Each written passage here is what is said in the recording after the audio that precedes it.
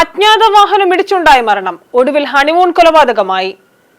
അജ്ഞാത വാഹനം ഇടിച്ചുള്ള അപകട മരണമെന്ന് തോന്നിപ്പിച്ച സംഭവം തുടരന്വേഷണത്തിൽ നവവധുവിന്റെയും കാമുകന്റെയും ആസൂത്രിത കൊലപാതകമെന്ന് തെളിഞ്ഞു. രാജസ്ഥാനിലാണ് സംഭവം. ജനുവരി 30 രാത്രി 9 മണിയോടെ ശ്രീ ഗംഗാനഗർ പോലീസിന് ഒരു സന്ദേശം ലഭിക്കുന്നു. റോഡിൽ 2 പേർ അബോധാവസ്ഥയിൽ കിടക്കുന്നുണ്ടെന്നായിരുന്നു വിവരം. ഇവരെ ഉടൻ തന്നെ കമ്മ്യൂണിറ്റി ഹെൽത്ത് സെന്ററിൽ എത്തിച്ചെങ്കിലും പരിക്കേറ്റ യുവാവ് മരിച്ചതായി ഡോക്ടർമാർ സ്ഥിരീകരിച്ചു.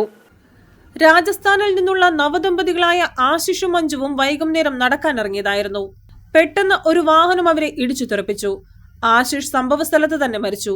അഞ്ജുവിന്റെ സ്വർണ്ണാഭരണങ്ങൾ കവർന്നതായും അവരെ അബോധാവസ്ഥയിൽ റോഡിൽ ഉപേക്ഷിച്ചതായും കണ്ടു. എന്നാൽ കൂടുതൽ അന്വേഷിച്ചു ചെന്നപ്പോഴാണ് ഇതൊരു ആസൂത്രിത കൊലപാതകമാണെന്ന് കണ്ടെത്തിയത്. അഞ്ജു തന്റെ കാമുകനായ സഞ്ജുവിന്റെയും മറ്റു 2 പേരുടെയും സഹായത്തോടെ ആശിഷിനെ കൊലപ്പെടുത്തുകയും അതൊരു അപകടമാണെന്ന് വരുത്തി തീർക്കാൻ ശ്രമിക്കുകയുമായിരുന്നു എന്ന് പോലീസ് അന്വേഷണത്തിൽ വ്യക്തമായി.